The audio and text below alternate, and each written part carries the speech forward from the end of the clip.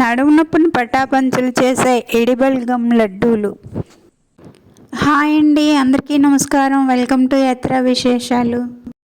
ఈరోజు ఎలాంటి మందులు లేకుండా నడుము నొప్పిని పోగొట్టే గమ్తో లడ్డూలు చేద్దామండి.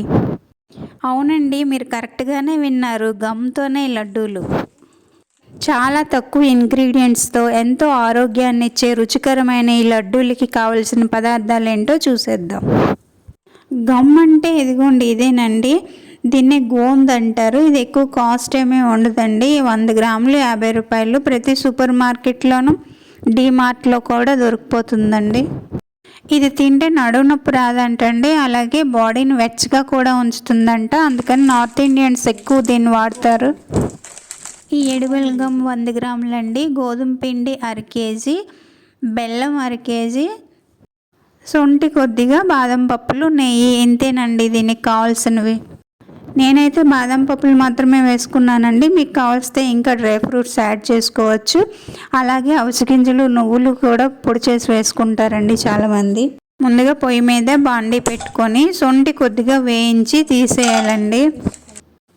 అదే బాండీలో పెద్ద స్పూన్తో 4 స్పూన్లు నెయ్యి వేసి కాస్త వేడెక్కిన తర్వాత ఈ గమ్ ముక్కల్ని కొద్దిగా వేసి వేయించుకోవాలండి.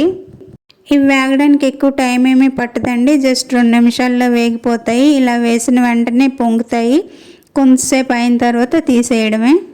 ఇలా కొద్దిగా వేసి వేయించుకోవాలండి. ఎక్కువ ఒకేసారి వేసామంటే వేగకపోతే పళ్ళకు అంటుకుంటుంది, గమ్ కదా. ఈ లడ్డూలు నార్త్ ఇండియన్స్ ఎక్కువగా చేసుకుంటుంటారండి. ముఖ్యంగా చలికాలంలో ఎక్కువగా తింటారు. బ్యాక్ పెయిన్ రాదని, అలాగే బాడీని వేడిగా ఉంచుతుందని.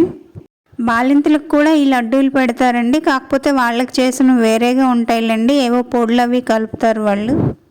ఇలా గోందంతా వేయించుకొని తీసి పక్కన పెట్టుకొని మిగిలిన నేతిని ఒక బౌల్లోకి తీసుకొని అదే బాండీలో బాదం పప్పులు వేయించుకున్నానండి.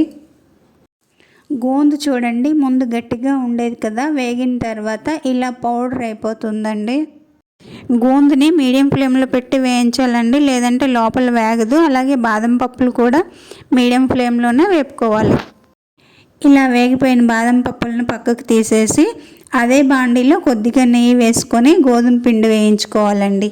గోధుమ పిండి వేపినప్పుడు ఎక్కువ నెయ్యి వేయకూడదండి, పిండి ఉండలు కట్టేస్తుంది. లడ్డూలు చేసినప్పుడు వేసుకోవచ్చు, ఇప్పుడైతే కొద్దిగా వేసుకోవాలి. మీడియం ఫ్లేమ్లో పెట్టి గోల్డెన్ కలర్ వచ్చే వరకు వేయించుకోవాలండి. మనకు తెలిసిపోతుంది, మంచి సువాసన వస్తుంది. 12 నుంచి 15 నిమిషాలు పడుతుందండి ఇది వేగేసరికి. ఇలా వేగిపోయిన గోధుమ పిండిని ఒక పాత్రలోకి తీసి నేను మళ్ళీ వేసుకున్నానండి. 1/2 కేజీ గోధుమ పిండిని నేను 2 వాయిల్గా చేసి వేపుకున్నానండి. మనం సున్నుండలు చేసుకున్నట్టే నార్త్ ఇండియన్స్ ఎక్కువగా ఈ గోధుమ పిండి లడ్డూలు చేసుకుని తింటారండి. ఇలా పిండి వేగుతుంటుంది. మనం అవతల పక్కన బెల్లం కరిగించుకుందామండి. నేను పిండి కొలుచుకున్నానండి, పెద్ద గ్లాస్తో గ్లాసుడు అయింది. అందుకని బెల్లం కూడా ఒక గ్లాసుడు తీసుకున్నానండి. ఈ బెల్లం ఒక పాత్రలో వేసి కొద్దిగా నీళ్ళు వేసి కరిగించుకోవాలండి. పాకం ఏమీ రానవసరం లేదండి, జస్ట్ కరిగితే చాలు బెల్లం. ఇంక ఈ వాయి కూడా వేగిపోతుందండి, తీసేద్దాం. ఇంకా వేయించి పెట్టుకున్న గోందు ఉంది కదా, దాన్ని ఇలా చేత్తో నలిపేస్తే మెత్తగా పౌడర్ అయిపోతుందండి. లేదనుకుంటే ఏదైనా ఒక బౌల్ దేంతో అయినా ఇలాంటి దీంతో అయినా కొట్టినా కూడా అయిపోతుంది. మనం వేయించి పెట్టుకున్న గోధుమ పిండిలో ఈ గోందు పౌడర్ని అలాగే బాదం పప్పుల్ని వేసి శుభ్రంగా కలిపేసుకొని కరిగించి పెట్టుకున్న బెల్లాన్ని వేసి కలిపేసుకోవాలండి.